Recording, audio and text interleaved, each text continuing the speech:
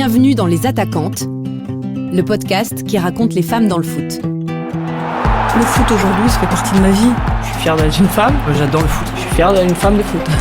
Vraiment, c'est quelque chose qui est extra. Quand je rentre sur un terrain de foot, il n'y a pas de femme de foot, d'homme de foot. C'est vraiment ma passion. Pour moi, il y a juste du foot. C'est ça les femmes d'aujourd'hui aussi. Moi, je suis une passionnée. Au moins passionnée, on n'entend pas la différence avec un E ou sans E. Honnêtement, s'il n'y avait pas, il manquerait quelque chose. Je suis née fille de foot et je suis femme de foot et je serai grand-mère de foot. Pendant 90 minutes, leurs yeux sont les nôtres. Leur voix nous accompagne, nous emporte, nous fait vibrer. Derrière leur micro, elles ne font pas que commenter le match, elles le vivent. Grâce à elles, c'est comme si on y était. Je suis Camille Maestracci. Épisode 3, la voix du match.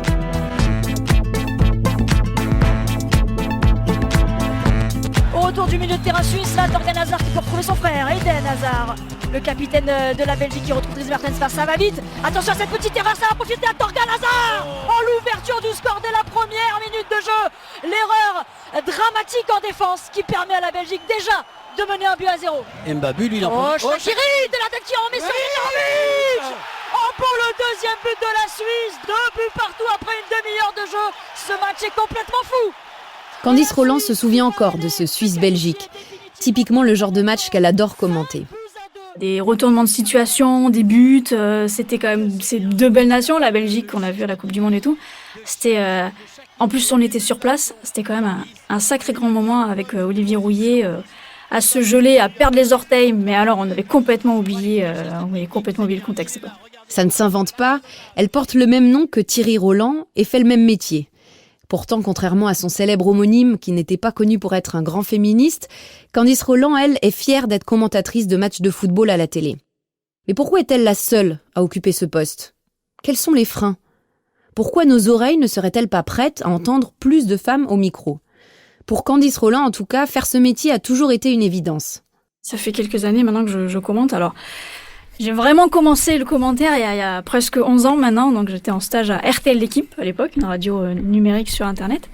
Moi je viens plutôt de la radio et puis finalement voilà, ça s'est développé sur la chaîne aussi, qui a pris un virage il y a quelques années maintenant pour faire du sport essentiellement et plus que de l'info sportive. Donc du coup je me retrouve à commenter les matchs de foot essentiellement, mais aussi plein d'autres sports. Voilà, bientôt du hand par exemple, le marathon, de l'athlétisme, enfin un peu tout, mais effectivement ma spécialité c'est le foot. J'ai toujours su que je voulais être commentatrice de sport, de foot. Donc depuis très petite effectivement, j'avais pas la possibilité de jouer au foot, alors je me suis dit si je peux pas en jouer, je vais en parler. J'adore le sport, j'adore le foot et je voulais être journaliste de sport et non pas que journaliste. Donc c'était vraiment mon ambition et voilà. Pour Lucille Guillotin, c'est pas tout à fait la même histoire. Journaliste à France Bleu Alsace, elle a été la voix du Racing Club de Strasbourg pendant près d'une quinzaine d'années. Même si elle se décrit comme boulimique de sport depuis toujours, elle s'est retrouvée journaliste sportive par pur hasard. J'avais pas fait le choix de Strasbourg.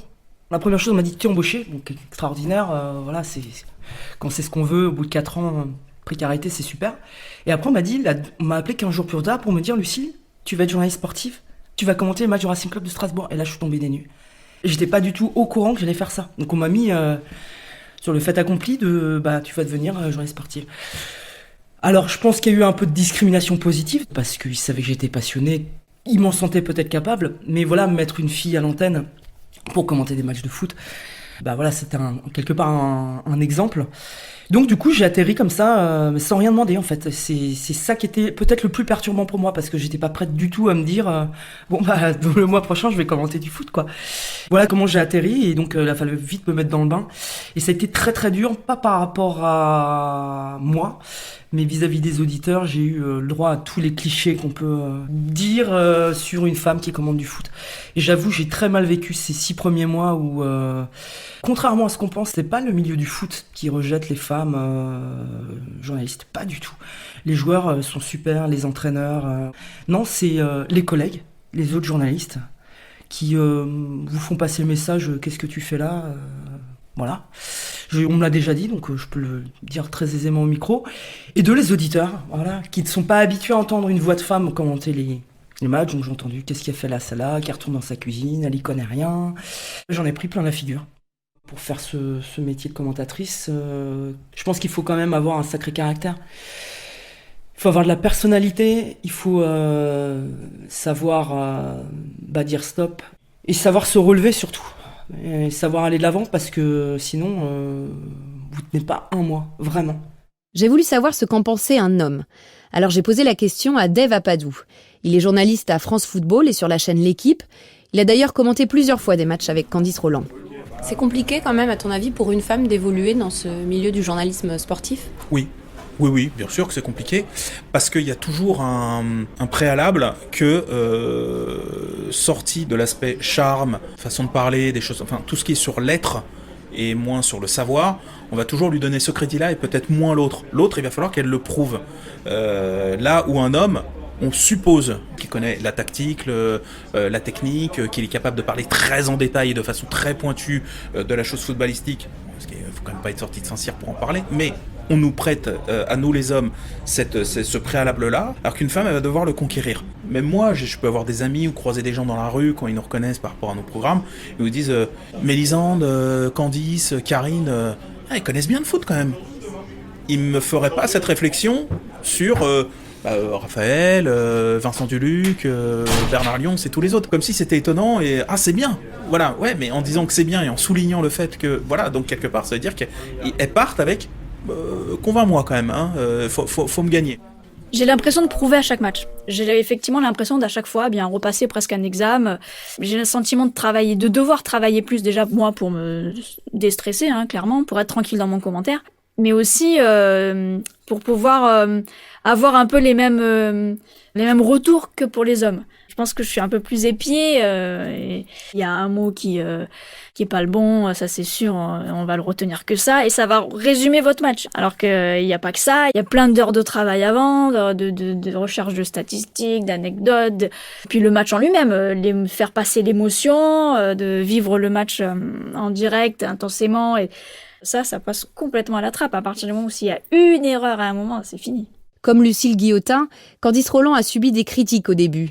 Les retombes dans ta cuisine, elle connaît, et elle préfère y répondre avec humour. Je répondais, moi je dis mais je suis désolée, mais c'est pire en cuisine. Si je suis nulle en micro, je suis pire en cuisine. Donc je pense être meilleure avec un micro qu'avec une casserole, mais c'était très peu et ça s'est très vite arrêté.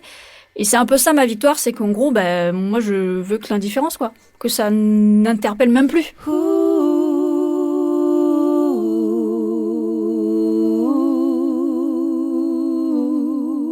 Il y a le match de la montée de Ligue 2 en Ligue 1 avec le Racing Club de Strasbourg, justement, avec l'année avec Jean-Pierre Papin, quand vraiment c'était mon premier gros souvenir. J'ai vraiment avec des frissons. 2800 supporters strasbourgeois cet après-midi. Et les billets qui sont vendus en une journée, même pas en 8 heures. C'est vrai que vraiment, il y a un engouement incroyable autour de ce club, de cette équipe portée par François Keller. Depuis 2 saisons, on a vécu la liquidation judiciaire, le retour en CFA2, retour vraiment au purgatoire, la fin du monde professionnel. Et derrière la tête, elle est là, cette tête, elle est là de Brian Amofa.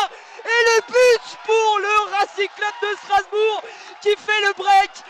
2-0 pour le Racing et cette tête de Brian Amofa au deuxième poteau qui vient se loger dans les filets Raoné. Le Racing qui fait le break, qui mène 2-0, explosion de joie sur le banc du Racing. Mais en fait, j'ai souvent des frissons quand je commente les matchs. Là récemment, j'ai fait Monaco-Strasbourg, un match de fou, il y a 4 ans, j'étais en transe quoi. C'est l'exercice qui me procure le plus d'adrénaline. Vraiment, c'est quelque chose qui est extra. Je veux pas leur porter la poisse aux Strasbourgeois, mais là vraiment quelle maîtrise. Et c'est tout un symbole, ce joueur voulait arrêter le football l'été dernier. Brian Amofa, formé au Racing, né à Strasbourg. Le plus dur, c'est de bien retranscrire ce qui est sous nos yeux en fait. Et c'est très compliqué parce que parfois, quand il y a un but, ça va très vite. Quand on est au milieu de terrain, il se passe le ballon, là on a vraiment le temps de raconter. Mais quand ça va vite devant le but et qu'on doit raconter exactement le but, c'est ça qui est le plus difficile, c'est arriver à décrire dans la seconde ce qu'on a sous les yeux. Et employer le bon vocabulaire aussi.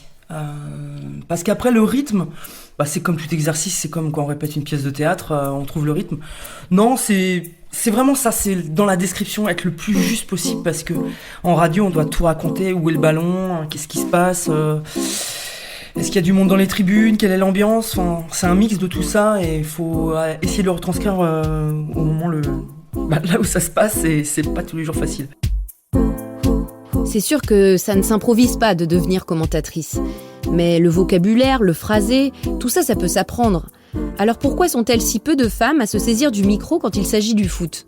On en voit des femmes qui commentent, je vais parler de clichés, mais la gymnastique, le patinage artistique, etc. Le foot, c'est quand même autre chose. Et encore, pas tant que ça. Déjà, ce sont des sports qui sont très peu diffusés.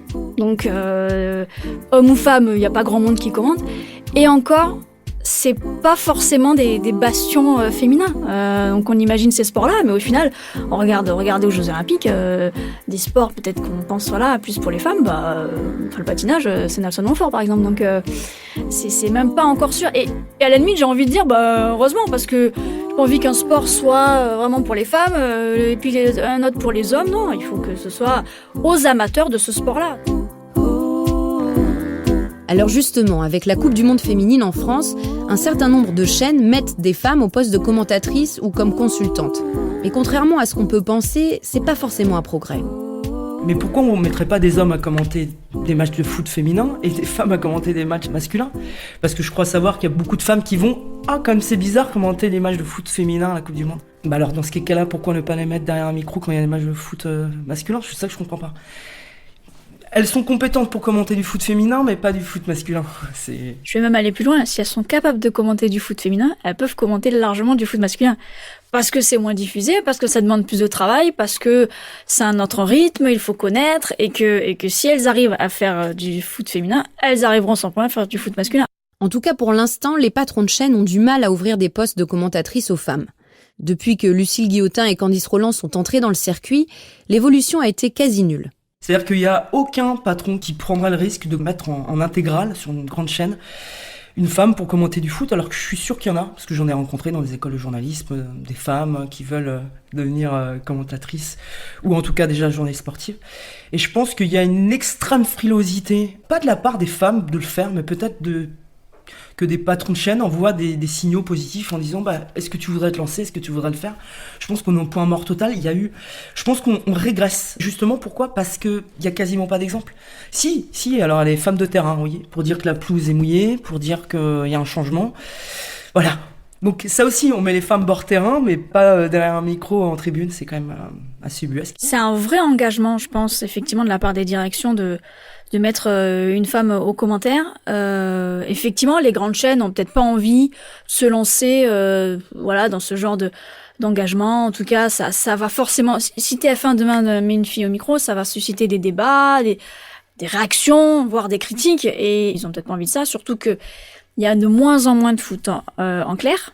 Donc peut-être que sur les événements, sur les quelques matchs qu'ils ont, ils veulent surtout privilégier le produit, communiquer sur le match plus que sur les commentateurs. Après, il y a plein d'autres chaînes qui sont peut-être payantes ou encryptées, enfin en tout cas à péage. Et effectivement, là, il y a beaucoup plus de matchs. Je pense que c'est là qu'on s'attend d'abord à avoir un peu plus de femmes aussi, parce que là, il y a tellement de matchs qu'il devrait y avoir une petite place quand même pour les femmes. En fait, c'est comme si choisir une femme pour commenter le foot était vu comme une prise de risque. Les préjugés sont encore tenaces. Pourtant, en écoutant cet épisode, vous avez sans doute remarqué que ni Candice Roland, ni Lucille Guillotin d'ailleurs, n'avaient tendance à partir dans les aigus. Petit clin d'œil aux commentaires de Denis Balbir, autre journaliste sportif, qui avait déclaré l'année dernière que le timbre de voix d'une femme ne pouvait pas fonctionner pour commenter un match. Moi, je suis plutôt de l'avis de Christophe Galtier, l'entraîneur de Lille. Il y a quelques jours, je lui ai posé une question sur la place des femmes dans le foot, et il m'a répondu « Il n'y a rien de plus beau que la voix d'une femme ».